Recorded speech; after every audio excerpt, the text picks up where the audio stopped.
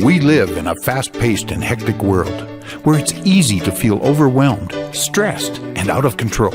How do you manage all the competing pressures without losing sense of yourself? How do you stay focused enough to not only plot a path, but follow it? Welcome to Master Your Life, a show that offers inspiration, insight, and intelligence, as well as success stories from many walks of life that can show you how you can control your own destiny.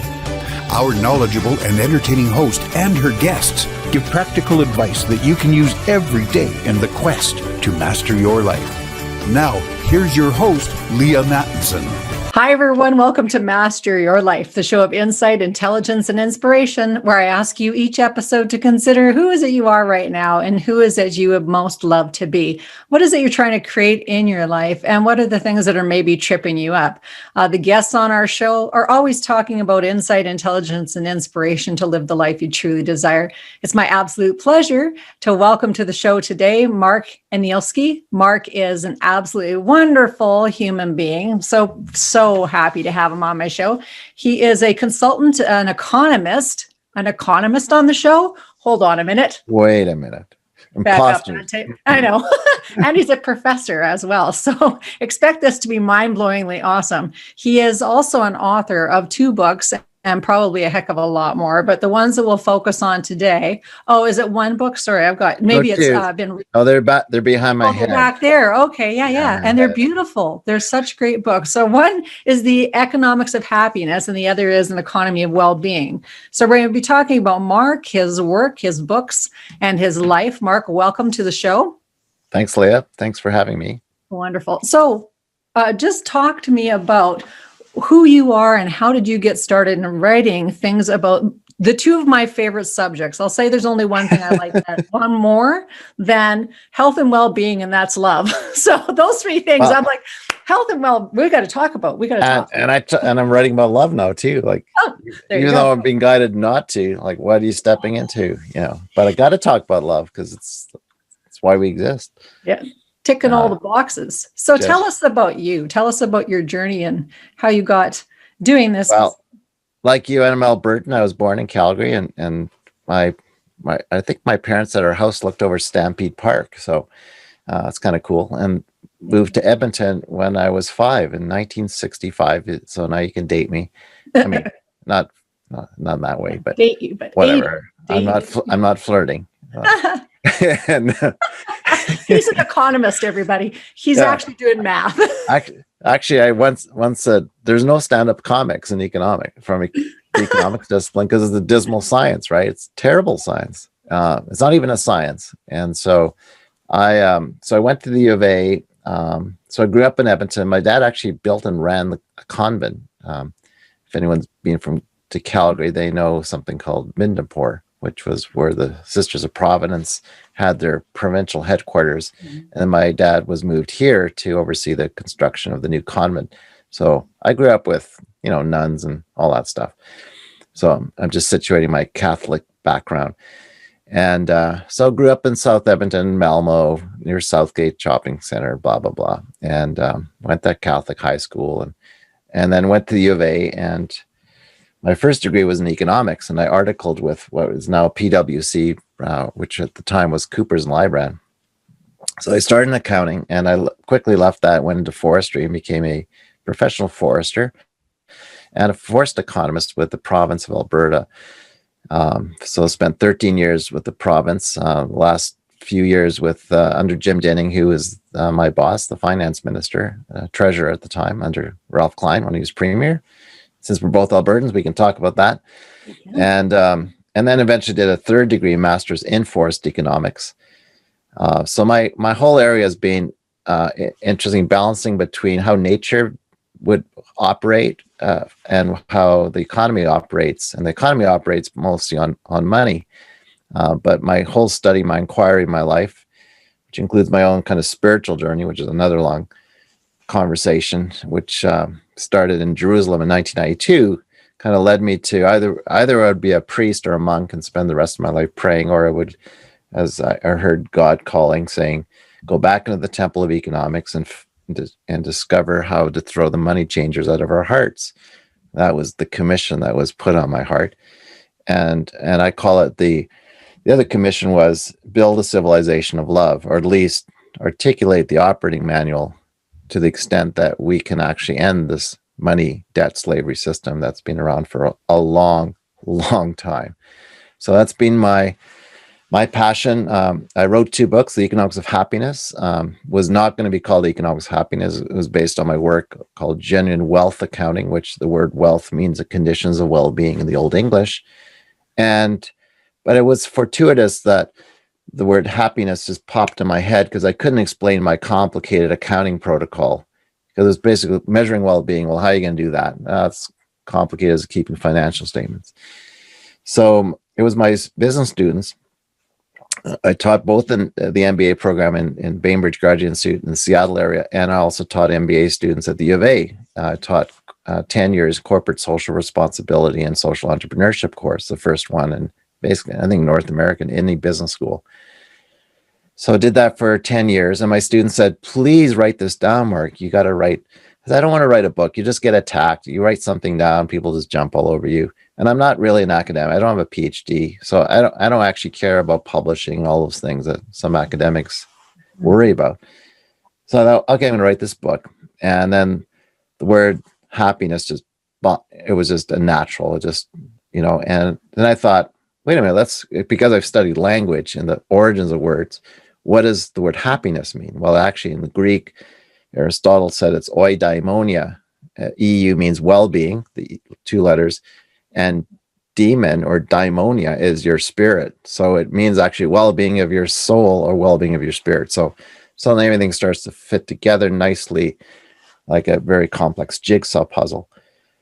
So that was 2007. I wrote that book. People thought I predicted the crash of 2008. I said, no, I just know the debt system is going to crumble and collapse eventually. It's a matter of when that happens. And guess what happened last year? We had the perfect economic storm called COVID, and it is leading us, or some, to think about the Great Reset. So we've heard this language. So for me during COVID, it's been like, yeah, showtime, baby. Let's create something more compelling, a civilization of love. Let's do it, and we can do this, and we're not afraid of moving in that direction. Yeah, you've been doing this a long time, 35 years of consulting and working with communities around the world. So you're speaking about the love languages of the planet, really. You've very well traveled. Can you speak a little bit about that? And then just to give some context about why you would be the expert in this field of, at least, Many would disagree with me, including my own family, of course. Oh, well, you can't be a prophet in your own village, Mark. Exactly. We know what that's like. That's right. But maybe speak to that a bit so that people get a context of, who and where you've been to that would inform your position on this is a really good time worldwide, not just in little old, Alberta, Canada.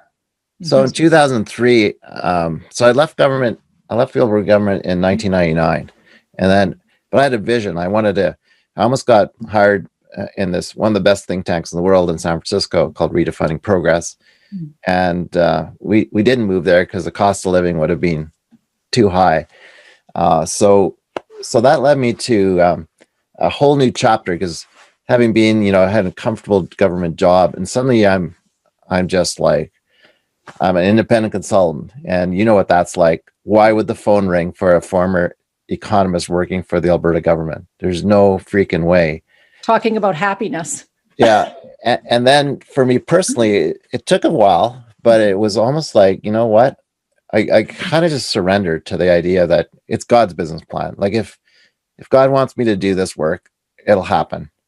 And suddenly when I let go of that anxiety, and we know what that feels like, right? Financial anxiety, life's challenges, having 2 young kids, right?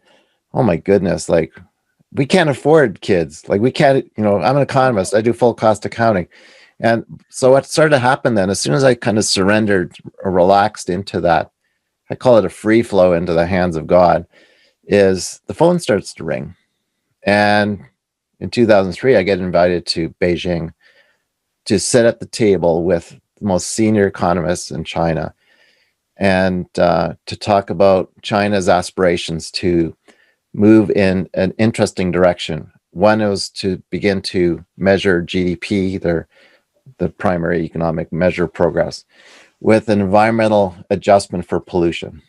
So that's called green GDP. So I couldn't believe it. I get invited there by my friend from StatsCan. And then they asked me to stay on as advisor, special advisor to most senior economist in China on something called 𝑾𝒉𝒐. 𝑾𝒉𝒐 was China's and is China's national economic strategy since 1979. 𝑾𝒉𝒐 is a Confucian word which means literally well-being. Well-being for the average Chinese person. Now, you could say a lot about China and how, and its communist system and all that, but I was blown away that I was going over there for over a 3-year period, advising them on how to measure well-being at the municipal level, because everything's tied to the central party. So to think about Canada and all the mayors in Canada all using the same well-being metrics was like incredible for me to, and so I kept getting invited to all these wonderful places. Tahiti, for example, the Minister of Tourism, Mark Collins, in 2008, he found my book and he said, "I'm going to bring you to Tahiti one day." Well, it took about 7 years for me to get there, and he gave me 48-hour notice to fly to Tahiti, and went there, and it was called the most dangerous man in the South Pacific by the time I left 8 days later. Because I talked about love. I said, "You are the island of love. You're what gave you that? What gave you that idea, or that you're knowing about them being the island of love?" Well, it wasn't me. It was James Cook. So James Cook, the guy, that Hawaiians killed eventually, sails. So I'm flying to Tahiti, and I'm in the On-Flight magazine. I'm reading this article about it's the 243rd anniversary of James Cook sailing to Tahiti to observe the transit of Venus across the sun, and it was happening again. 243 years later. That was 2012. I'm flying to Tahiti.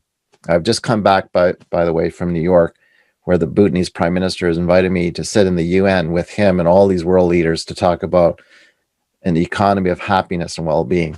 So these are things like just sort of, you get invited, you step in, you go, right? And so when I said, what James Cook, when he sailed there, he called Tahiti the island of love. And why was that? For one thing, before you're 24 years of age, you could have free sex on the beach with anyone you wanted, and then you settle down, and then you fixed your thatched roof, and you went fishing every morning at 5 a.m.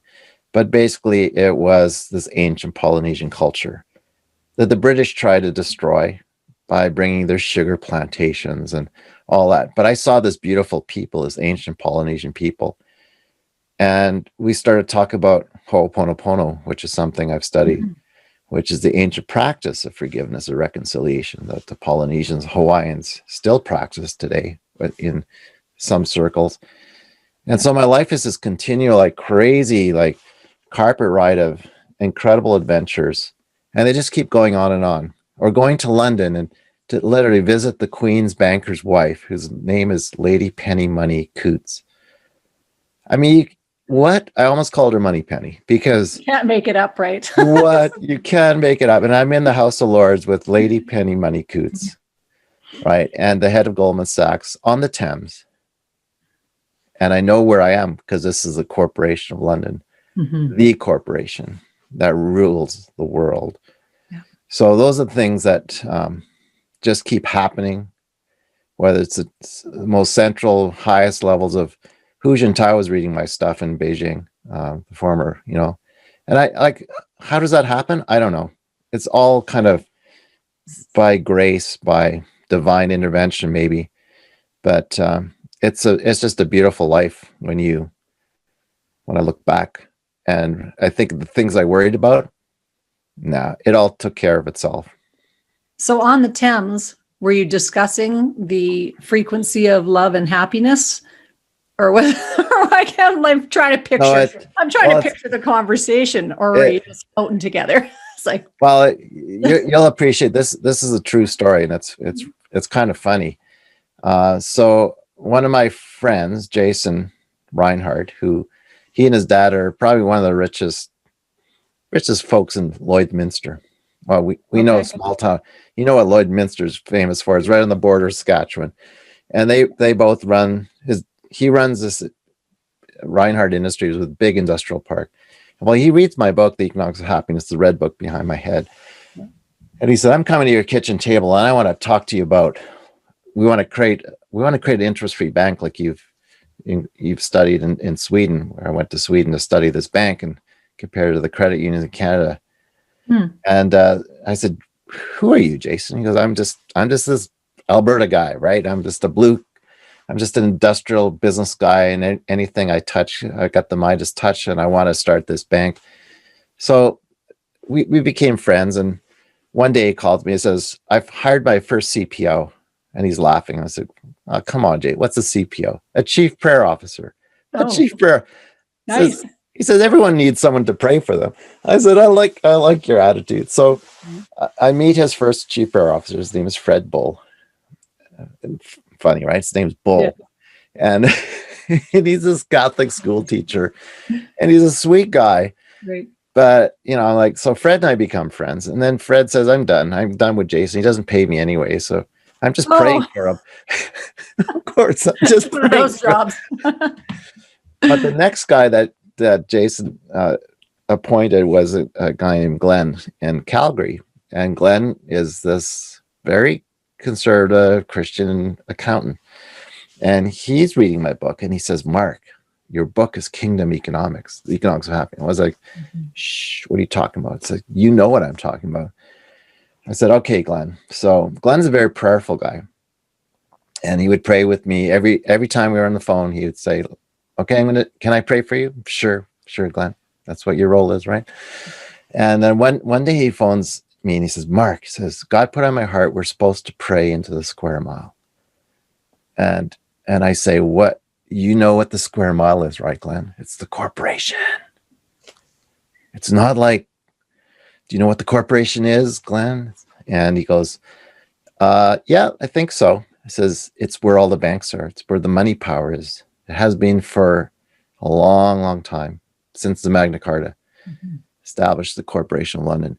And that's where I've learned that I think where the theft of Turtle Island originated.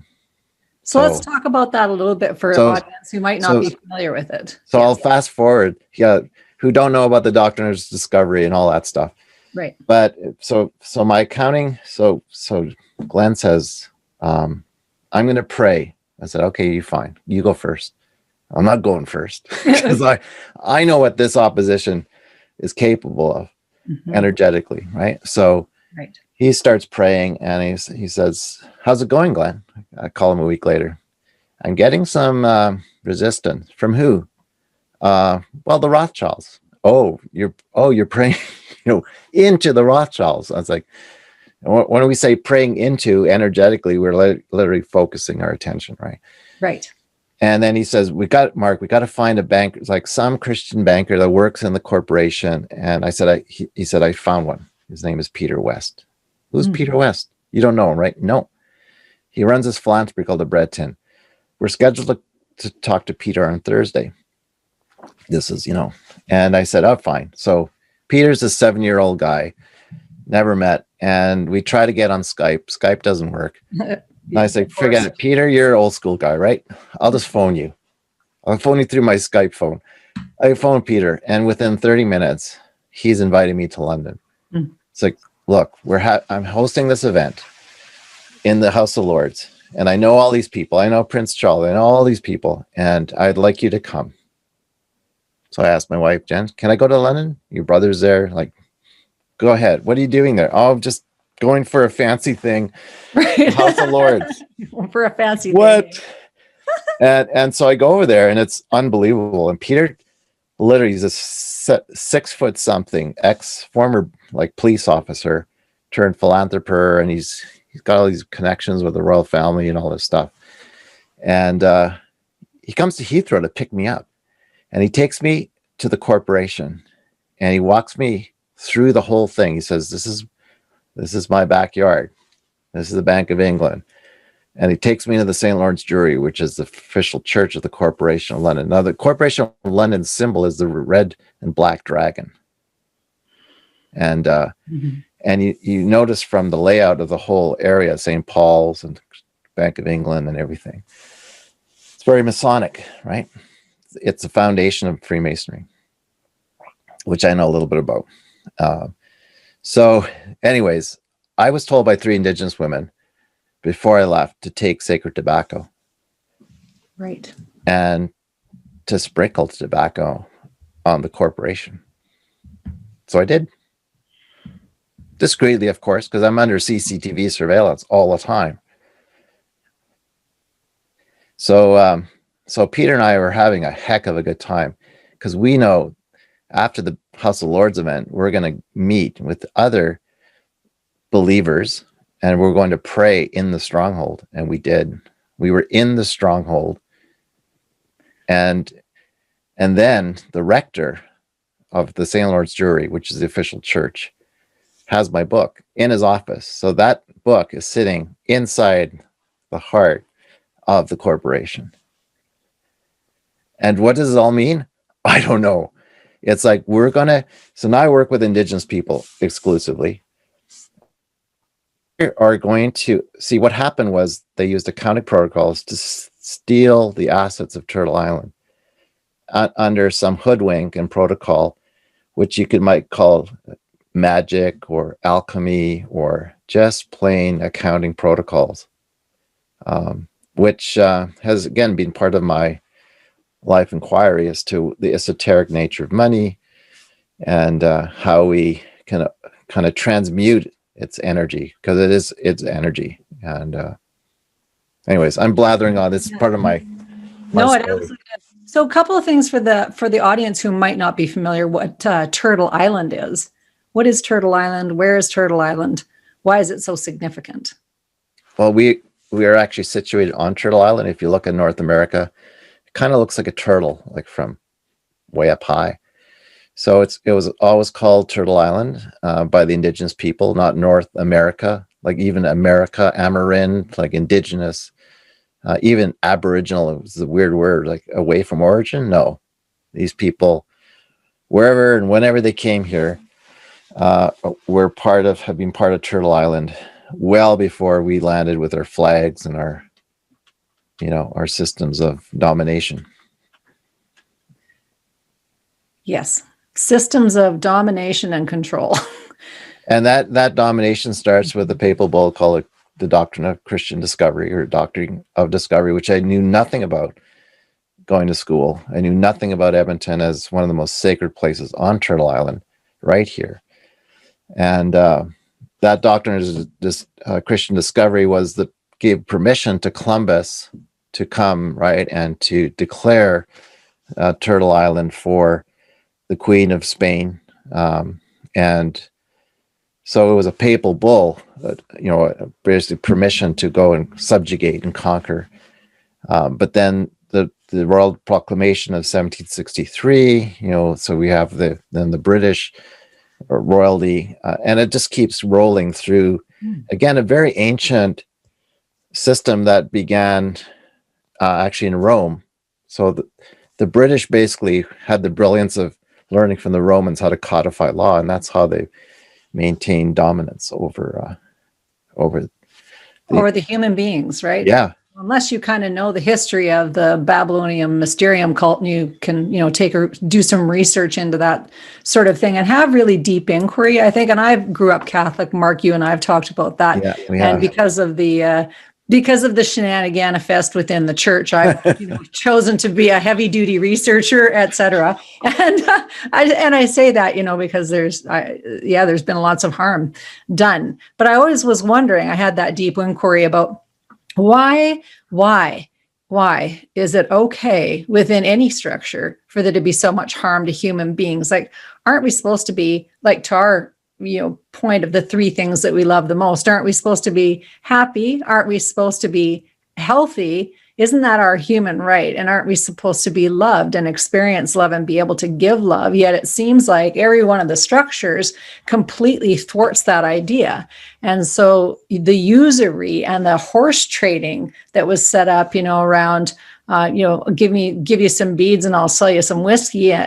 Let's decimate everybody. And it's not just the Aboriginals. The Europeans are just as disgusting when they're, well, we're all bonded. Yeah. Hijacked. Yeah. Well, that's the truth is we're all bonded slaves, like in the Matrix. And absolutely. So the question is, all right, if that's, once you wake up to that truth, there's two choices. You can get angry and try to fight it, or find justice, or the other is, can you actually transmute it with love? Yeah, that's right. Which is like the Ho'oponopono strategy. It's like, no, the Ho'oponopono says basically, I love that.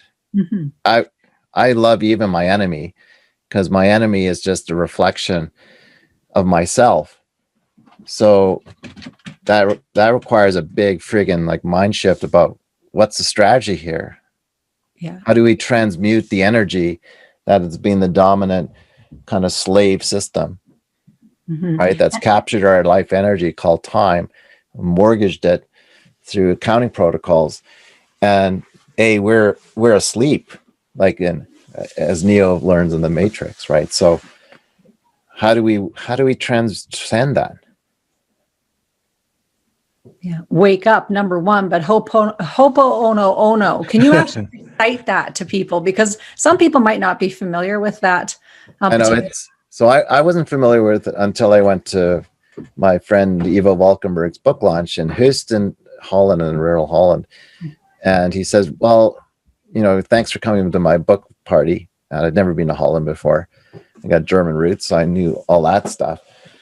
But so he says, yeah, Dr. 𝘼𝙗𝙪𝙩 𝘼𝙗𝙪𝙩 is here with us. I was like, who's it? I can barely say it. Dr. 𝘼𝙗𝙪𝙩 𝘼𝙗𝙪𝙩, who 𝑘𝒉𝒐, later says, oh my God, like Dr. 𝘼𝙗𝙪𝙩, he's a legend. You don't even know if he lives. And here I was in this old church, 15th century church in rural Holland with this old Hawaiian.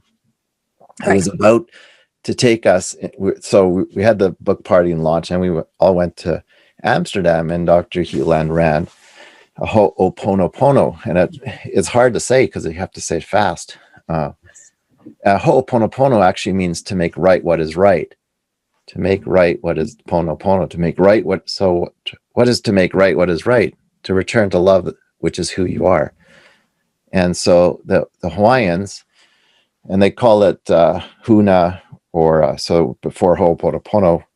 And Dr. 𝘼𝙗𝙪𝙩 was the man who was partly responsible for modernizing this ancient protocol, which basically has 4 lines. And I even sometimes trip on them. Please forgive me, thank you, and I love you. And I'm sorry. I'm sorry is one of them too. Yeah. And he says, well, what is that protocol? Well, that's what you would do before you went into the long canoe journey together, so you wouldn't kill each other. You reconcile. Yeah. You'd say, what I thought was holding on to my grudge against you or whatever was really more about me than it was about you. And so he talks about how life is a continual process of cleaning my perception of you, right? Because my perception of you isn't you. It's just my bias about you. Yeah. Like, and it's often my perception of me that I'm reflecting on you like a big old moon. That's right. Or you're eliciting kind of emotions for me because you're showing up, in a way that maybe this Myers-Briggs or whatever kind of character that's signaling my own trauma, my own childhood, whatever it was, right? Yes. And that's incredible, because isn't that really the art of forgiveness as Christ taught? I mean, you're right. So I go back to we've kind of lost the plot on the gospel of love. Right. Instead, we keep trying to, structure it, make it kind of, as opposed to what did Jesus say? Just come follow me. Come see the art of love. Come see the art of healing, the capacity to command with love as he taught. Yeah. No, And no, no, no. compassion. Yeah. Compassion. It's And so righteous simple. anger, which sometimes people forget about that part. Yeah, righteous anger. Yeah. Anyways, that's what Ho'oponopono is, and so it's actually a daily practice. I'm totally undisciplined, so I don't practice it. But I do think to me it's just one line. I love you. That's it.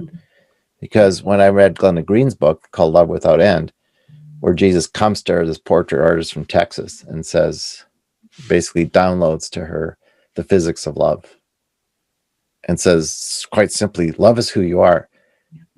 Period. Nothing more to talk. We could stop this conversation right now. Yeah. That's it, Leah. We're done. It's like, no. There's more to talk about. Okay, fine. We can talk about more stuff if we want. But that's it. Love is who you are. Love is who I am. Yeah. And we came here. We came here. We decided to come here. And yeah, that kind of messed up sometimes, but Well, that's the human journey, isn't it? The redemption and absolution journey of, or do okay when we're, it's funny. I was watching some, recent podcast where somebody was saying, we incarnate at a certain vibrational frequency, and then we, in utero, that vibrational frequency can change, depending on the trauma of the mother. And then, as we arrive here on the planet, we've got all these things that we need to sort out to, be in alignment with our purpose and with our divine purpose, which can all get very complex. And I've really been blessed to have grandchildren. So I look at them for the simplicity of that formula. Right. And going, okay, yeah, they've got the God's plan thing figured out when they're really young until the parents really mess them up, which we all have done to all of our kids. So, oh my goodness, intergenerationally, we've done it. Like, geez. Some of us with more finesse than others. We're slow learners, Like, oh, wow. Dumb as a sack of dry hair sometimes. I love it. Like, is that a Vulcan line or? I don't know.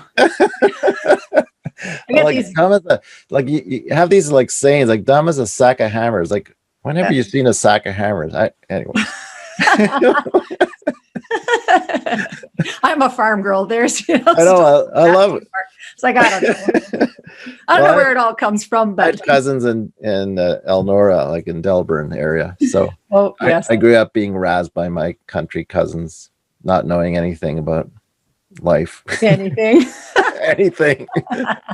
But that's why you've stayed in the love vibration. So that's the main thing. So let's talk a little bit more about the work that you're doing now. Like, so you've been for 35 years working on this, the economy of well-being. What do they call it? Like intrinsic value of things. Like, what's the intrinsic value of things and intrinsic value of humans? And I've heard just yeah.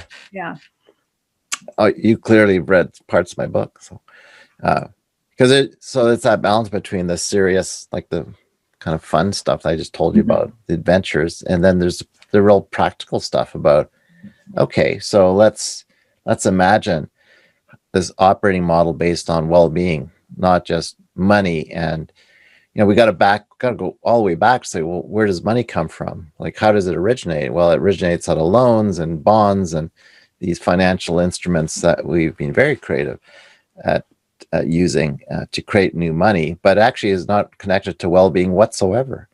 And I point out that's that because there's no balance sheet for Canada or Alberta. A balance sheet being like it, the human beings are on the balance sheet. Our well-being is on the balance sheet.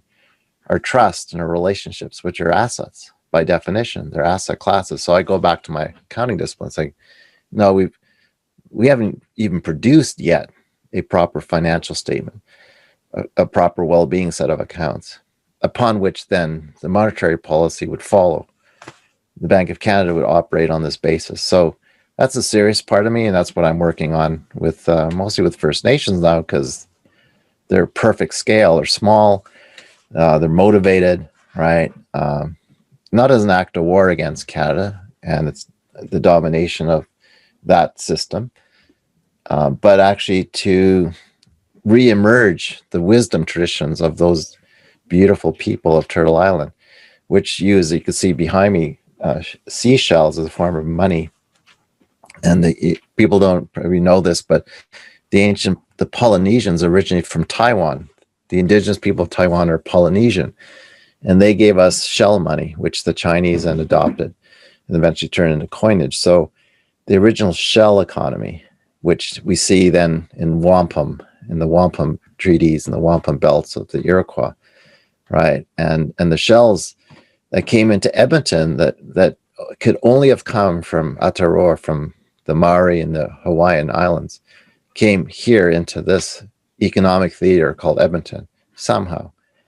Yeah. And that's just Wild, remarkable. It is. Yeah, it's absolutely remarkable. And so you ask the elders, like, well, so if you didn't have money, how did you make decisions? How did you trade? How did you determine that a seashell from far away had value? And the word value in Latin means to be worthy or strong. That's what it actually means. So can we, and Robin Kimmer, one of my favorite, commentators who wrote the book Braiding Sweetgrass, beautiful, just beautiful human being, is reminding us, like in one of her podcasts, she's like, think about the Saskatoon berry. They call it the service berry. Does a service berry hoard and keep for itself all the berries it generated this summer? No. And the birds eat it, and the birds, crap out the seeds, like stratify the seeds, which can then germinate to generate more, And so she said, why is the economy always scarce? The economy is, we're told that things are scarce. That's the study of economics, scarce. It's like, no, it's not. The model is abundant. So again, I think and my discipline is ecological economics. So I don't think as limited as money. Like, money is not the limiting factor. It's our imagination, our lack of courage to mimic nature in our economic and financial system.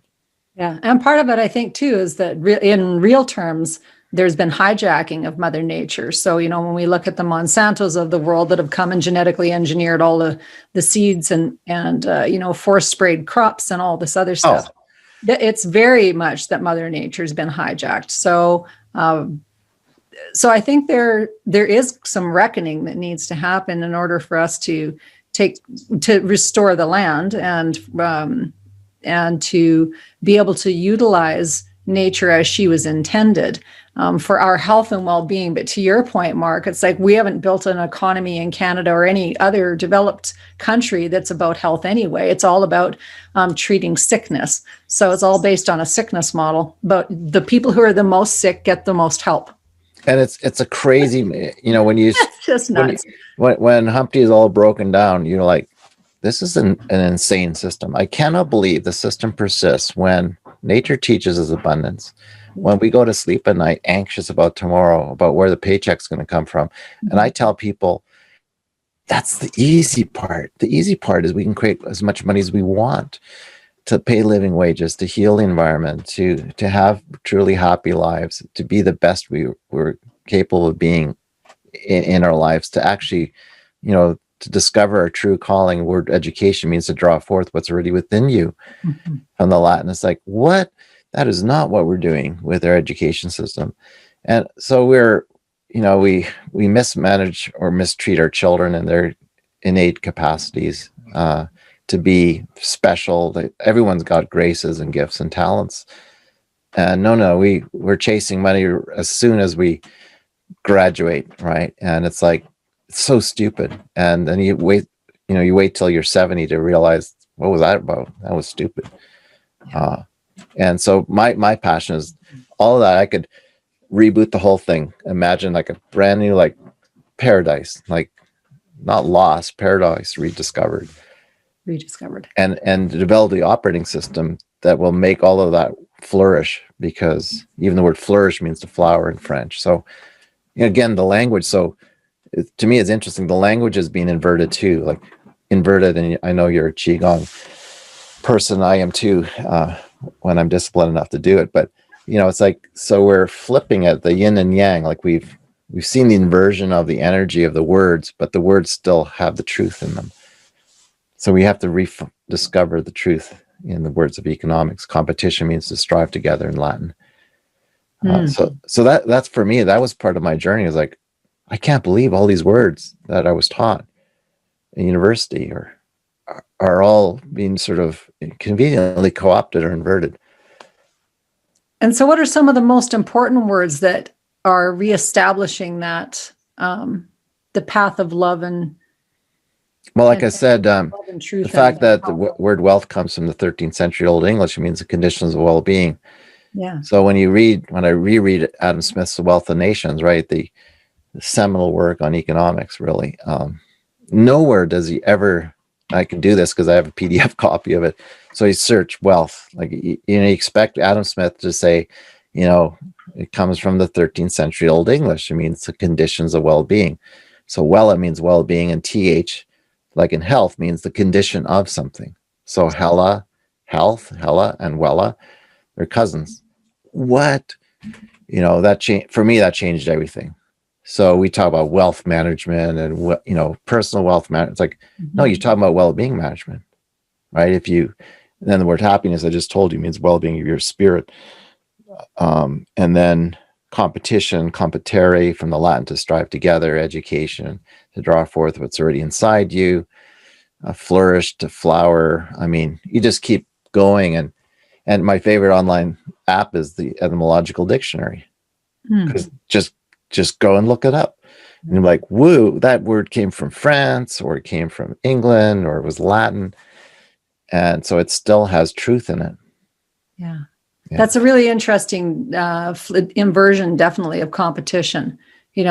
Because it's just like all the competing for everything, right? You're competing for your first job. You're competing for good grades. You're competing, to be the smartest, the fastest, the whatever, the million things that we compete for. And it's not about collaboration. It's not about helping each other to grow or be better, or to evaluate what somebody else has that are gifts, that are strengths, and that you should be saying, yeah, do more of that. And then I'll do more of this. And then it's like, then we can actually make this really awesome recipe together, where everyone it's like this: in isolation you shall be excellent by yourself, where that's we know right. That doesn't even make any sense. It's like no man or woman is an island unto themselves, yet this independence is another one that's really been, instead of interdependence, so unless you're independent, you're not successful, versus the independence where you're actually looking to one another, again, because then you get out of that the trading sort of aspect of things, the horse trading, because then you both are bringing something to the table that has value, like the shells, right? It's just like, okay, well, what is your things that have value, as opposed to the person, I've got $50 and you've got 10, but a lot of mojo. So it's like, but your mojo is worth 40. Right? I hope so. It's just not monetized yet, but it's worth something. Your energy is worth, right? That's my point in my intangible accounting, is like, no, because the only thing that we have in common is time. So, I'm saying, well, I'm working on something called the blockchain of well-being. It's like, well, forget the Bitcoin. Like, okay, fine. Like, those are cool innovations in the face of course, a system of domination of debt, money, but right, just techie stuff. But what if it's just time? The only thing we have in common is this hour is worth the same value to us. Because even if we decided to send $20 to each other right after this call, we'd be the same. We know better off, right? It's like, what's a wash? So isn't that interesting? We're the same value. This hour is worth the same value to you and me. Or I could tell you, no, actually, people pay me $300 an hour. What? No way. It's like, yeah. Is that or the value is that you hang out for an hour with somebody that has just sucked the life out of you. And that hour right. Like 10. It's like, oh. So what I'm playing with now is this with mostly like younger people who know, like, who have some sense of what blockchain is and how it operates. It's like, what if the platform of life was just that we're here to help each other? Well, we're here first. We decided to come here at some point. So with I know Elena's work, Bensonov, and saying, okay, we reincarnated this kind of what is conscious? Just awareness. That's all it is. Like awareness of what? Divinity, that you are love, whatever. Okay. So then life you get thrown into the world, and you have to navigate through all of this energetic field, right? The fear, the anxiety, the love, the sometimes bliss, right? So you're navigating and you're getting affected, as in the quantum physics language, by the field. Yeah, and the everything as we're putting above, so attention, below. right. So everything we're putting our attention to is being affected. What you're affecting the field, and like, how can you even distinguish yourself from the field anymore? But to me, that's fascinating. So, but then there's this idea of volition and free will. So, so in the, I call it the soul print of well-being platform. And it came from going to Singapore. Another story, I was invited by the richest man in Singapore to come and talk to all of senior management about the idea of a well-being corporate model. And how'd that go? Well, it was amazing. So Philippines, the richest, he's literally like the Crazy Rich Asian movie. Like, I swear that's his family, but they're not, I don't think they're that crazy, because Philip is a serious business guy. And so he's a $40 billion man, and he and his money brings me to Singapore 2 years ago. And I was told by a good friend, Irene in Toronto, who is a Singaporean, a lot of very like high net worth Singaporean Christians who are, so some of them are here in Canada. They go to Regent College in Vancouver, the Theological College. And so my friend is in Toronto, and she's like, one day, Mark, your stuff is like, I'm reading your book. Of course, it's my book again. It's like, your book is like Kingdom. Oh no, here we go again. Kingdom Economics. One day, and she says, I'm a former, corporate executive coach, all this stuff. And now I have kids. I was like, yeah, you're the classic Asian mother. Like, kids are like, my kids are my project until they're 25, right? Yeah. See you later. Mm-hmm. But so she's like dreaming, one day you're going to go to Singapore. So I get this call. They plan 1 year in advance, right, of bringing me there. A little different than the Tahitians. Oh yeah, very Asian. Like, because the Asians it takes a while for them to trust you, right? Yep. You don't just get their business card and you're friends like we are, like in an instant. Like, I just called you right on a Monday, and you responded within 2 hours, and here we are. Like, voila. Not in China. No. But I appreciate it, because they're like indigenous people. They're slow in building the relationship. So I arrived there, and I get greeted. Someone texts me, Georgie Lee. Who's this Georgie Lee guy? Well, he's Philippine spiritual advisor. But I never meet Philip, because Philip's. So what does that mean? He takes me out for tea. Oh, I know what this is. So Georgie guy is very important man, and he's a former broker. Like, he was in the financial industry, but he's Philip N's spiritual advisor. Now, Philip N has an incredible story. He and his brother are the most influential guys in Asia, next to Jack Ma. Jack Ma is Alibaba, who they also know, by the way. So that first night I arrive, I go out for tea with Georgie, and he's telling me things. I'm like, all right. So he says, would you like to come in to one of our sessions? Maybe. I said, what session? He said, I'm the head of the Gatekeepers. It's a Christian group. Wow. Like, this is a little Christian bastion here at the doorstep to China, right? Interesting. We've got these amazing stories of Christian conversion inside of China, and then coming through into Singapore.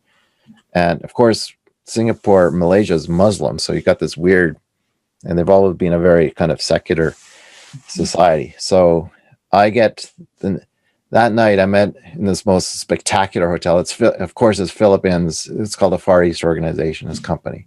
So I'm in this hotel, and they say, oh, this is just a 3-star hotel in Singapore. I'm like, no, this is a 6-star hotel in Calgary. That doesn't exist, this kind of quality. And I'm on the 20th, I've got my rooms in the top floor, and the 22nd floor is called the living room. And it's this beautiful, like, where you have breakfast and stuff. Yes. Well, they said, Mr. Anielski, we have free cocktails and appetizers from 6 to 10. I'm like, what? Free? Like, free? Like, yeah, come, So I go and I sit down in this fabulous area, And the young woman comes and said, "What would you like, Mr. Anielski, for? We have a special cocktail." I said, "I'm thinking Singapore slang." No, it wasn't. It was anyways, so she was Let them decide what to serve you. She was an incredibly hospitable, like the service was ridiculous. And I open up this book, I pick up this book from the coffee table. It feels like your living room, right? It's just, and there's infinity pool outside and all this stuff. So you can go outside and have this beautiful, like tropical wind, and then be in this place with amazing food and great service. So I pick up this coffee table book, and it's the photos of all of Philip, all of his father's and his family's buildings, hospitals, hotels. So his dad was a ruthless Chinese tycoon. And but Philip had a conversion. When he went to London, he went to this thing called Alpha International, and he came back. He said, literally, Christ. And they call these people boss Christians, because they have a real Christ experience without church, without just knocks on your door. And when Philip arrived back in Singapore, his dad was in a coma for a month. His dad woke up. He walked in the room. Dad woke up. Philip testifies what happened to him in London. And his dad died 2 days later at peace. Oh, wow. Yeah. And so Philip takes over the company. So in his book, I couldn't believe it, because the next day I'm going to do a lunch and learn with all of his senior managers, finance, HR, all in the basement of the hotel, his hotel, of course. I'm like, okay, I've got my slides and talk about well-being. Why well-being, I think, is the central organizing principle of the company, of any company. And I open the book, and it says, it's Philip Ben saying, the core value of my company is love.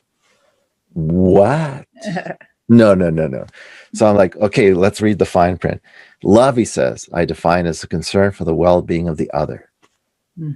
Oh my goodness, I've got the script, right? I'm going to go down the next day, and his staff, I'm going to be in this glory, and I'm with now he has a legitimate chief prayer officer.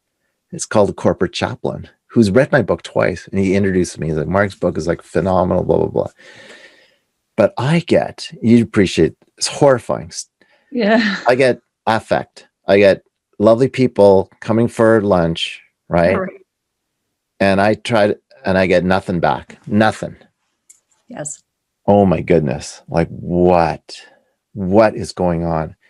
This beautiful, the owner with this love, philosophy.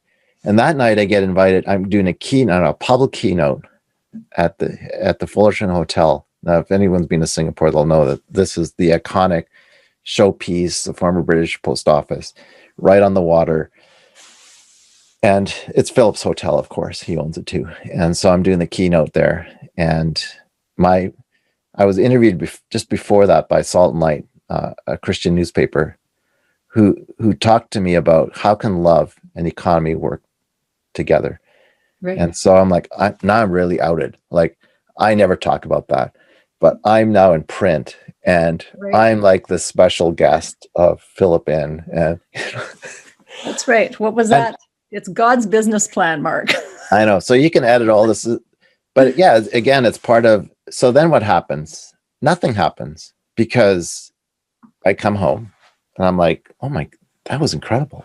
Like, I know, well, and that same, so then Georgie says, oh, remember, Mark, I said you might want to come to this. We're having a session on gatekeepers. And I know you would like to, you said you'd like to meet the Sovereign Wealth Fund guy, the head of the Sovereign Wealth Fund, which is a $240 billion fund, smaller only than Norway, much bigger than Alberta's. Yes, he's giving his personal testimony at this. Thank you. Like, I go. Yes. And I meet this guy at lunch. I'm like, oh my God. And then I meet Leanne, sorry. She's the head of the $80 billion Capital Land Corporation, which is Singapore's government corporate entity that builds public housing and all these other office towers. And Lynette Leong is her name. And she's speaking before this fellow from the Sovereign Wealth Fund. And she blows me away. I'm like, oh my God. She's basically saying, I used to be anxious about all these projects, and then I would just hear God's voice say, call it Project Glory, Project Awesome. And these are like 65-story, gleaming, gorgeous office towers. And at the coffee break, I go up to her, I'm like, Lynette, I'm Mark. And she said, I have to say, I think the reason I came to Singapore is to meet you. Because you are doing things that I want to do, which is weave well-being into the workplace, into buildings, into the design architecture. And she's like, let's keep talking. Like, send me a proposal, right? So this was I knew, even though my sponsor, none of their staff ever responded to my, emails. And this is how things go. It's like, that's right. Slow, right? It's like, okay, but one day I'll get invited back. So everything is about timing and patience and planting seeds. And sometimes things do fall on deaf ears, and that's also to be expected. Not everyone's intended to hear every message. I don't think, anyway. It's like some messages are for some people, and as we carry on. So flash forward to now, we've got about 7 minutes left, because this does actually relate, I think, directly to what you were doing there. What you enjoyed about that lady was that she was talking about what you wanted to bring forward into the economy now, of what the conversations that you're having now, because this is recent. This is just a couple years ago. So I've been in conversation with architects, Clark Builder, with Chandos, my friend Tom Riddle, who runs Chandos, and others. Just get serious. Like, can we literally, and because I'm also into consciousness, I mean, it sounds woo-woo, but no, everything is vibration, everything's frequency. So can we actually design the new buildings with the idea of consciousness in mind? In other words, try to do stuff with being unconscious. Right. Then you realize that consciousness is a real thing. So it's got to be woo-woo at all. Like, you're a again, going back to qigong and all Chinese notions of energy and all that stuff. So it all kind of so there's a practicality. I know I'm kind of flexing back and forth, but on one hand, there's we can do something different tomorrow, and we will have some champions who maybe going to lead it, like Clark or Qualico that I've talked to, and those kind of businesses. Am I an architect, a builder? No, not at all. I'm an economist. I can measure well-being, verify that well-being can be measured, and can be the verification of why you build a building. And so are those projects that you're talking about with those folks to do directly with also the work that you're doing with the Aboriginal folks? Except there, it's like, oh my goodness, it's so subtle. It's like, it's the medicine wheel. It's like, it's the 4 directions. And it's like realizing that Abraham Maslow came to southern Alberta and he sat with a Blackfoot. I didn't know this story until I met a woman from Manitoulin Island, Algonquin. And she said, this is what happened. He came here. What, to Alberta? And he turned what they wouldn't even call the medicine wheel, the hoop, the sacred hoop, into a pyramid. Here we go again. Hierarchical spirit, self-actualization is not the top of your medicine wheel. It's part of the balance of physical, mental, emotional, and spiritual. And this is now the modality I'm trying to work through, to see it through their lens of the human being. Every child born in the 𝑾𝒉𝒐 is an answer to a prayer. Really? Yeah. Hey, were you praying for your granddaughter? I'm sure you were, but did you get a download? Did you get, I see her, she's going to be like this, or he's going to, this is what our aunties and uncles would be doing. Yeah. Right. This is what we would be doing when we were 14 or 15, not like doing drugs and stuff, but I wish, because it would have been more intentional. Totally. Yes. So I wouldn't have gone off the rails if I was growing up in Vulcan, Just kidding. Another V-town. Viking Vulcan. But no, they blew my mind, and so I am so, and the thing is with First Nations, you have to slow down enough to. Yes. They got an amazing sense of humor. The Inuit changed my life when I went up there in 2006. Just blew me away. Mm-hmm. I'm like, oh my goodness, there's still a remnant here on Turtle Island. Especially the women, it's like in their DNA. It's in the vibration, right? Of their bodies that they're reminding us, right? So Yeah, I was very fortunate to have a close friend who was Métis in university, and so she informed a lot of, what my young work was, and then I was working working as a counselor for a school division, so lots of people who were abused, and just both from European backgrounds and from Native backgrounds. So my work in that biosphere, that whole architecture, really did inform me about how. We're all the same. We're all born of love, and we all have these pains and injuries. And but I love the slowing down. We've never been encouraged to slow down. It's like you have no value if you're not producing. And you've got the production has to be something that you can see. So whether that's the number of roots you picked, or rocks you picked, or the rows of stuff that you weeded in the garden, or whatever it is, there's always something that you've got to be. Productivity. Yeah, you got to show what you've done, but we've lost the art, which I think is coming back for, there's a segment of the population who really are conscious and working at slowing down. And I feel very fortunate that Qigong came into my life when it did, because I couldn't doing what I was doing. Right. So it was like, Me too. Like you could tell I'm pretty sped up, like doing slow walking Qigong for an hour. Like what? Right. Yeah, it changed a lot of things. So how can people get your book? We're in the last couple minutes. What's the biggest takeaway for everybody from our conversation today? What would you like people to think about as they go into their day tomorrow or go to bed tonight? Well, to me, it's like, if well-being of your soul is not the purpose for you being, right, then what is?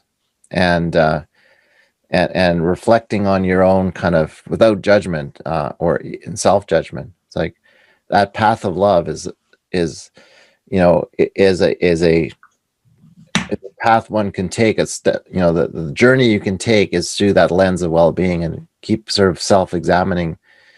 Am I along that kind of medicine wheel idea?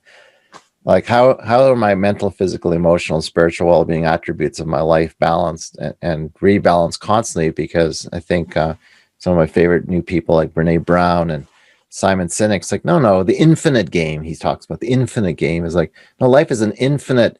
We're always moving towards love and being fully back reintegrated with that vibration. But let's not get frustrated with that journey, because I think he said, when asked, would you change anything in your life? And the answer is no, because I wouldn't be the person I am today if I hadn't experienced hardship and trauma or challenges or whatever. And so I think that's the beauty. And I always say, just surrender. Like the beauty of surrendering to love is like, I know it sounds corny and cheesy, but it's like, no, that's it. It's really simple. That's right. Try it today. Try it today. And as you say, what's this book like? Begin with why, and then the natural response is why not? Right. Why not try it? Why not just like, not throwing caution to the wind entirely? Like you need some structure in your life to sort of got to make decisions. But would I make every household decision based on my love of spreadsheets? No. I've tried that. It didn't work very well for a while. And so this leaves the door open for all kinds of other conversations on another interview. Mark, I'd love to have you back.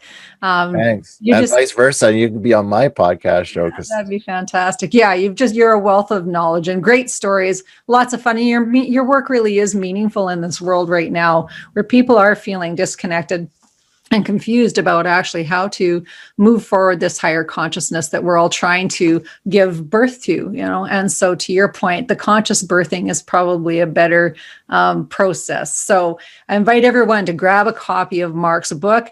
Have great fodder for book clubs. If you're looking for a reason to talk about something, this is a great subject to dive into. That's right. No, I'm all over YouTube. Like if people I often say, if I want to know something about an author, just watch something on YouTube, and you get the essence. If you want to buy a book, you don't earn anything on royalties. Believe me, as an author. So it's about planting seeds. Yes. I wrote the second book, by the way, as if it's a Netflix series, right? It's like, come to me I'll take you to Tahiti. Really? This actually happened. And I take you to London, right? I only have like, 10 pages to give you. But hopefully with these kind of conversations, you get even more of the story than you would get in print. That's right. And the curiosity is piqued about lots of things like, what is Turtle Island? Where is this at? How can I research that? And so for those of you who are Sherlock Holmeses, which a lot of people are really curious, much more curious now than they used to be. There's been such a blessing through this COVID time, really, for people to be able to sit down and actually shift gears out of that high-speed wobble that most people are conducting their lives on and have for decades. So it's a really good time to just step outside of that fiction, get your sail reset, and sort of plan and plot what makes you feel love when you roll out of bed in the morning. Think about it when you first wake up. Sailing's a perfect metaphor. Like we're just tacking, right? It's like we are just the wind, catching the wind. Exactly right. Awesome. Well, thank you so much, Mark. That's all for this episode. Everyone, I invite you to love yourselves, love each other, mind your mind. That's all for us. Bye for now. Bye for now.